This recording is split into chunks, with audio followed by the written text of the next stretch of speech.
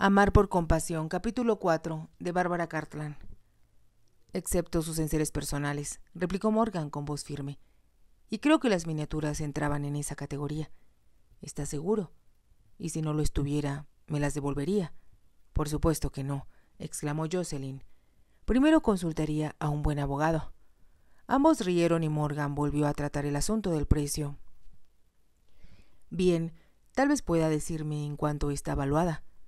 Está valuada en 400 libras, contestó Jocelyn con voz vacilante. Entonces, trato hecho. Morgan guardó la miniatura en el bolsillo. Le enviaré un cheque esta noche. ¿Debo expedirlo a su nombre? Espere, exclamó Jocelyn, dejándose llevar por un impulso. Debo ser franca con usted. No creo que ahora valga eso, porque no hay mucha demanda de miniaturas en la actualidad, a menos que algún coleccionista esté particularmente interesado en comprarlas. Señorita Kump, replicó Morgan en tono solemne, usted no es una buena vendedora. Creo que no podría ofrecerle empleo en uno de mis establecimientos. No deseo sacar ventaja. No lo está haciendo, le aseguró él. Me gusta la miniatura y quiero aclararle que estoy dispuesto a comprar toda la colección en el momento en que ustedes lo deseen. Estas palabras enfurecieron a Jocelyn. Sintió que era degradante vender la efigie de sus antepasados a este hombre, a quien su padre consideraba un tendero. Su innato orgullo hizo que la molestara el tono fácil y amistoso con que él había conducido la conversación. Hubiera preferido que la entrevista hubiera sido más difícil, o aún intolerable para ella. Así hubiera podido tomar el dinero que él le ofrecía con la convicción de que, si había pagado demasiado, se lo tenía bien merecido. Poniéndose rígida y con las manos metidas en los bolsillos, le dijo: «Entonces estamos de acuerdo, señor Bright. Se lo agradezco mucho y esperaré recibir su cheque cuando le sea conveniente». Se alejó, segura de que los ojos de él la seguían, pero decidida a no humillar su orgullo. «Mamá, el tiempo está espantoso. ¿Por qué no fuimos más inteligentes y nos quedamos en Florida mientras podíamos?» Fleur hablaba desde la ventana, y, después de correr las cortinas, se volvió hacia su madre, que estaba sentada junto a la chimenea. «Disfrutarás esta Navidad con los Cunningham», contestó Lady Combe. Fleur hizo un mohín de disgusto y se dejó caer en el sofá, poniendo un cojín de tafetán rosado bajo su cabeza. «No estoy tan segura». «¿Ya te has cansado de Bill Cunningham?», preguntó Lady Combe, con un leve tono de burla en su voz. «No, Bill me agrada. ¿Pero de qué sirve? Tiene 2 hermanos mayores que él y ambos están casados. En otras palabras, no es lo suficientemente rico». «¿Cuánta razón tienes? No es lo suficientemente rico. Son las palabras apropiadas para describir a Bill. No creo que sea el esposo apropiado para mí». «Pero, hija querida», exclamó Lady Combe, «esa idea es ridícula. Es por eso que rechazaste al joven Darcy y a Timmy Hill». «Ya sabía que debía haber alguna razón. Pero, ¿por qué? Después de todo, tienes suficiente para 2 y todavía te sobra». «Lo sé», asintió Fleur. «Tal vez demasiado. No es que me queje, porque me las arreglo bien para gastarlo». «Entonces, ¿por qué?», volvió a preguntar Lady Combe. «No siempre fuimos tan ricas, mamá. Pareces olvidar que tengo 19 años observando a otras jóvenes de toda condición». «Entonces los hombres me querrían por mí misma». «Por supuesto, pero titubeaban antes de ofrecerme matrimonio. Eso lo supe muy pronto. ¿Podré mantenerla realmente?», se preguntaban. «¿Podré comprarle esto y aquello y mantener mis caballos de polo y mis Rolls Royce?». Fleur hizo una pausa y después continuó diciendo: «¿Recuerdas cuando el abuelo murió? Nos embarcamos hacia América y quedamos encantadas cuando descubrimos que nos había dejado tanto dinero. Y a mí me dejó todas esas acciones petroleras, a pesar de que tenía otros nietos». Fleur acomodó los cojines del sofá antes de proseguir. «Tú estabas tan triste que no pudiste darte cuenta de la impresión que me causó. Al principio no podía creerlo. No podía imaginarme dueña de tanto dinero, pues mi niñez había transcurrido con muchas carencias. Todavía me sentía aturdida cuando regresamos a Inglaterra. Ese mismo día Nigel Stewart se me declaró, repetía con insistencia. Siempre te he amado, lo sabes bien, y el hecho de que hayas heredado tanto dinero no hace ninguna diferencia. Seguía repitiéndolo y yo sabía que sí representaba una enorme diferencia. Su madre la interrumpió. Querida, es muy probable que se te hubiera declarado de cualquier modo. No estás siendo demasiado dura con él. No, respondió. Él estaba sacando la cuenta de cuántos caballos de polo podía comprarse con mi dinero. ¿Cuántos baños podría ponerle a esa fría casa suya en Dorsetshire? Y qué divertido sería viajar a Montecarlo en la primavera. Fleur, te has vuelto una cínica. Tal vez lo soy, contestó Fleur, pero no puedo evitarlo. Decidí entonces, más bien me lo juré, que nunca me casaría con alguien que no tuviera dinero. ¿Y si te enamoraras? Preguntó Lady Combe. Recordaría el viejo proverbio. No te cases por dinero, pero pon tu amor donde está el dinero. Es más fácil decirlo que hacerlo. ¿Has amado a alguien además de Buck? No lo creo, replicó su madre. Has tratado de olvidarlo, ¿verdad? Volvió a preguntar Fleur. A veces casi lo lograba. Lady Combe se puso de pie y se acercó a la chimenea. En su rubio cabello brillaban algunas hebras plateadas, pero ningún otro signo denotaba su edad, que bien podía calcularse entre 30 y 40 años, aunque, si se miraba a Fleur, era evidente que tenía que ser mayor. «Sabes, mamá, que eres encantadora», dijo Fleur contemplándola desde el sofá. «Deberías haberte casado de nuevo». «Querida, nunca lo deseé», contestó Helen Combe, pero, complacida por el cumplido, fue hasta el espejo para contemplar su imagen. «Si hubieras querido, hubiera sido igual», insistió Fleur. «No pienses que hubieras podido obtener el divorcio, porque nunca lo habrías conseguido.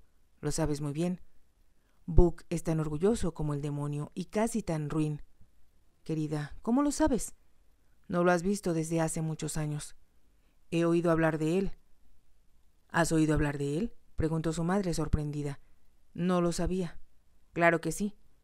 Todos los que van a las carreras conocen a Buck y hablan de él. La mayoría de la gente piensa que es mi tío o un primo lejano. No saben que soy su hija». «¿Y hablan de Jocelyn?», preguntó Lady Combe. «No, no he oído decir nada de Jocelyn», confesó Fleur. «Mamá, ¿crees que le gustaría vernos? ¿Qué crees que haría si le escribiera ahora?» «Te devolvería la carta», contestó Lady Combe con firmeza. «Lo dudo. Al principio te devolvió todas las cartas, pero eso fue a raíz del disgusto. Todos lo tomamos muy a pecho». «Bueno, todo eso ha pasado y terminado», dijo Lady Combe. «Creo que lo mejor es olvidarlo». «¿Nunca te has preguntado cómo la estarán pasando? Puedes imaginarte a Buck en otro sitio que no sea el castillo. Me cuesta trabajo imaginármelo. En la casa solariega. Ya casi no puedo acordarme del lugar». «Pero ibas muy a menudo allí cuando vivía tu abuela». «Lo sé, pero ya sabes cómo se desvanecen las cosas de la mente. Recuerdo muy bien el castillo, con ese largo y frío comedor que conducía a tu habitación. Jocelyn y yo jugábamos a las carreras allí para ver quién llegaba primero a tu lado». «¿Te arrepientes, madre?» «No», repuso Lady Combe con firmeza. «No me arrepiento, pero es mejor que no hablemos de eso». Se dirigió hacia la puerta y, con la mano en el picaporte, se volvió hacia su hija. «No quiero volver a hablar de eso, Fleur. Preferiría no discutirlo». Después que Fleur se hubo marchado, Lady Combe regresó al salón y se sentó en el sillón donde había estado sentada antes. Sus rasgos se suavizaron con una expresión de tristeza. Escuchó pasar los autos sobre la calle mojada y la campana del reloj que sobre la chimenea daba la 1:30. Un carbón ardiendo brincó sobre el fuego, pero esos eran los únicos ruidos que rompían el silencio. De pronto sonó el timbre del teléfono. Lady Combe se levantó y tomó el receptor. «¿Quién habla?», preguntó. «Es Mayfair». «¿6883?» preguntó una voz. «Sí». «¿Puede Lady Combe tomar una llamada personal de Combe-on-Avon?», volvió a preguntar la voz. Se hizo el silencio durante un momento. «Sí, la tomaré», accedió Lady Combe por fin. Es Lady Cump quien habla. Sí. Adelante. Cump on Avon. Su llamada está lista. Jocelyn encontró una carta de Terry sobre la mesa del pequeño comedor donde desayunaban al mirar, como tenía por costumbre, al sitio que siempre ocupaba. Se había acostumbrado a sufrir desilusiones y a no encontrar nada más que cuentas por pagar. Y ahora casi no podía creer que el ansiado sobre, con una estampilla americana, estaba allí. Se quedó mirándolo durante un rato antes de abrirlo. La alegraba tanto reconocer la letra de él que casi no podía leer las palabras. Hacía casi 2 meses que no tenía noticias de Terry. 2 meses y ella, en cambio, le había escrito puntualmente semana tras semana. Sabía que a Terry no le gustaba leer largas epístolas, pero, al mismo tiempo, no podía evitar que sus cartas fueran apasionadas, pues lo amaba mucho y lo extrañaba. Es muy fácil para él, se decía indignada, aunque luego se arrepentía de haber sido desleal. Después de todo, Terry estaba conociendo gente nueva en un mundo nuevo. No estaba rodeado de cosas familiares y de la certeza que cada día que pasaba sería similar al anterior. A él no lo acosaban los recuerdos y no sentiría un vuelco en el corazón al pasar junto a un lugar conocido. No tendría que entrar en la biblioteca y recordar, cada vez que lo hacía, el apasionado beso que había cambiado la relación entre ella y su primo. No, a Terry le había tocado la parte fácil y no colgaba sobre su cabeza la amenazante espada de Damocles que representaban las deudas pendientes. La mañana era oscura y lluviosa y Jocelyn se acercó a la ventana para leer la carta. Cuando la abrió, se sintió desilusionada al comprobar que lo abultado del sobre se debía a un recorte de periódico y no a varias cuartillas de apretada escritura. Desdobló primero la carta. Me estoy divirtiendo mucho, Jocelyn querida. Esta es la primera vez en muchos días en que encuentro pluma y papel, así que no me culpes por no haber escrito antes. Los caballos de polo y las chicas me hacen agua a la boca, y te pondrías verde de envidia si pudieras ver los caballos que monto todas las mañanas. Dios te bendiga y no te olvides de mí, Terry. Después de su firma, aparecía una nota escrita con otra letra. Estoy adjuntando un recorte de periódico para que veas cómo se ve Terry montando los caballos. ¿A qué se refiere? Y qué buen jinete es. No he visto nada igual. Aparecían varios signos de admiración después de esta frase, y Jocelyn se puso furiosa. Después de haber dejado pasar tanto tiempo, bien podía Terry haberle escrito sin permitir que alguien más leyera la carta y añadiera sus comentarios. Airada, desdobló el recorte de periódico. Era una página arrancada de algún pequeño periódico local.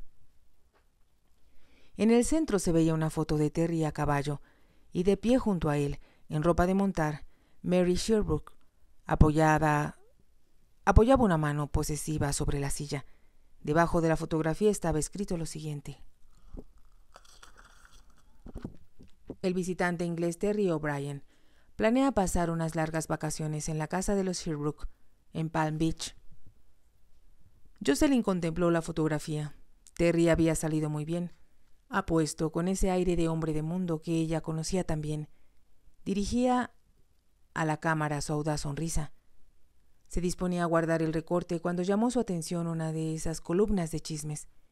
Final de la página, que decía así: sabemos de buena fuente que es falso que una acaudalada heredera de Palm Beach esté aprendiendo el dialecto irlandés. En cambio, es cierto que siempre lleva un trébol en el ojal. ¿Conocía Terry la existencia de esa nota cuando le envió el recorte de periódico? Probablemente no. Era evidente que se trataba de un toque femenino, sin duda alguna proveniente de Mary Sherbrooke. Jocelyn arrugó con furia el papel sobre las manos y lo lanzó al fuego. Por un momento dudó en arrojar también la carta, pero luego, avergonzada, la guardó en el bolsillo de su abrigo. ¿Qué objeto tiene?, se preguntó. Debía haber sabido que todo terminaría de esta manera. Era inevitable. La madre de Terry había estado en mala posición económica desde la muerte de su esposo. Las tierras en Irlanda se encontraban rentadas por el momento, pero las construcciones estaban en malas condiciones, y cuando expirara el presente contrato era poco probable que pudiera rentarlas. Terry tenía que casarse por dinero. Él lo sabía, y Jocelyn también. Un hábito Un súbito y hermoso sentimiento los había arrojado uno en brazos del otro, una ansia que no habían podido resistir, pero eso era todo. Jocelyn quitó la tapa de una fuente y vio que el cocido de cereales estaba quemado otra vez. «¡Demonios!», exclamó en voz alta. Era la segunda vez en esa semana que el cocinero quemaba el cocido. Esto ponía de mal humor a Buck, aparte de que el huevo que le servía a cada uno era una comida muy escasa para empezar un día de cacería. Jocelyn miró el reloj. Era demasiado tarde para preparar otra cosa. Él bajaría de un momento a otro, aunque ella esperaba que durmiera hasta tarde esa mañana. Tom Wilton había ido a cenar la noche anterior y no fue sino hasta las 2 de la mañana que Jocelyn escuchó a su padre subir a acostarse. Él la había despertado al tropezar con una silla en el pasillo junto a su cuarto. Lo había escuchado maldecir y continuar por el pasillo con paso vacilante. Odió a Tom Wilton entonces, tal como lo había hecho tantas veces. Siempre había problemas cuando visitaba la casa, pues Buck solo se emborrachaba cuando se sentía deprimido, a menos que Tom Wilton estuviera con él. Había algo terrible en las borracheras de Buck. Él, un hombre tan apuesto, era el prototipo del caballero inglés y por eso el espectáculo de su rostro rubicundo, sus piernas vacilantes y grosero lenguaje resultaban tan denigrantes. Últimamente había empezado a tomar más a menudo. Cuando su esposa lo abandonó, se había sentido tan infeliz que bebía hasta perder el conocimiento para olvidar. Eso era más comprensible que estas borracheras en que caía sin motivo alguno, simplemente porque encontraba un amigo que bebiera con él. Cuando Jocelyn se servía una taza de café, la puerta se abrió y Buck entró en el comedor. «Está peor que nunca», pensó ella. Era evidente que estaba muy cansado. Tenía los ojos inyectados de sangre y el rostro encarnado. «¿Por qué demonios estaba fría el agua esta mañana?», preguntó. «Lo siento», dijo Jocelyn, «pero hay una fuga en el tanque. Oakley se encargará de eso hoy. Acabo de hablar con él sobre el asunto. Supongo que eso significa que tendremos que gastar más dinero. Caramba, la casa se está cayendo a pedazos sobre nuestras cabezas». Buck se levantó y recorrió la habitación, y al pasar junto a ella, Jocelyn sintió el olor a alcohol. Eso significaba que tendría que tomarse un coñac para despabilarse. Se sentó de nuevo, pero apartó con brusquedad el plato del desayuno. «No puedo comer esta basura», gruñó. Buck abrió la puerta que comunicaba con la cocina. «Tráeme un brandy con soda», le gritó a Oakley. Jocelyn trató de comer el huevo, pero se le atragantaba. Se sentía avergonzada de Buck cuando se encontraba en este estado, pero sería muy molesto discutir con él o decir algo que pudiera disgustarlo.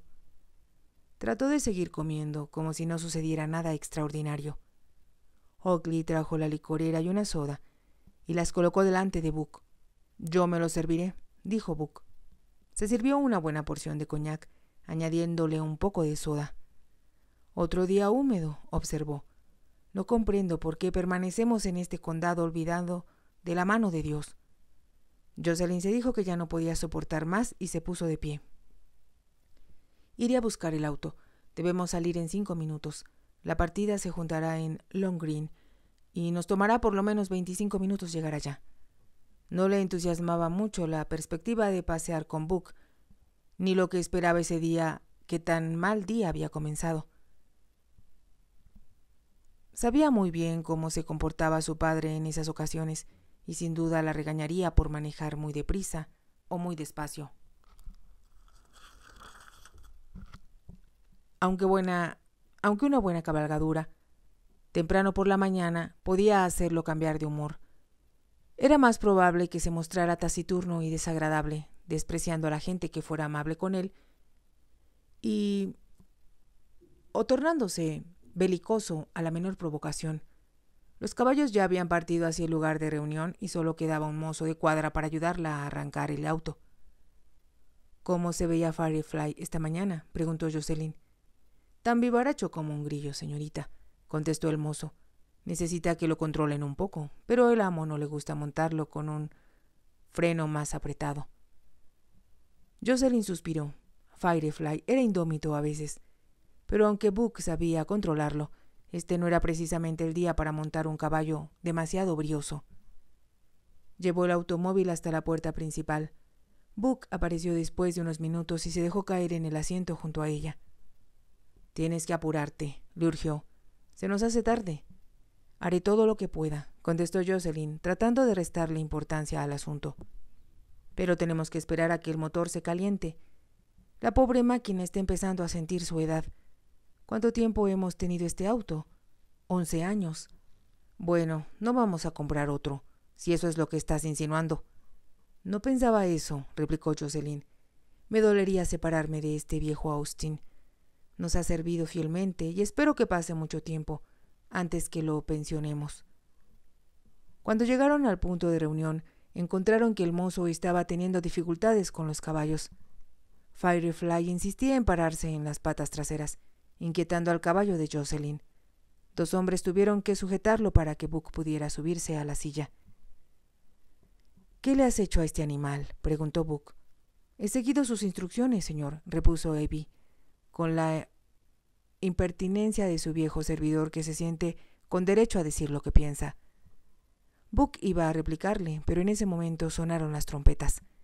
Había más gente que de costumbre. La lluvia había cesado y un rayito de sol pugnaba por asomar entre las oscuras nubes. Si te ha gustado, te invito a que te suscribas, a que me regales un me gusta y actives la campanita para que puedas seguir escuchando esta historia y muchas más. Gracias.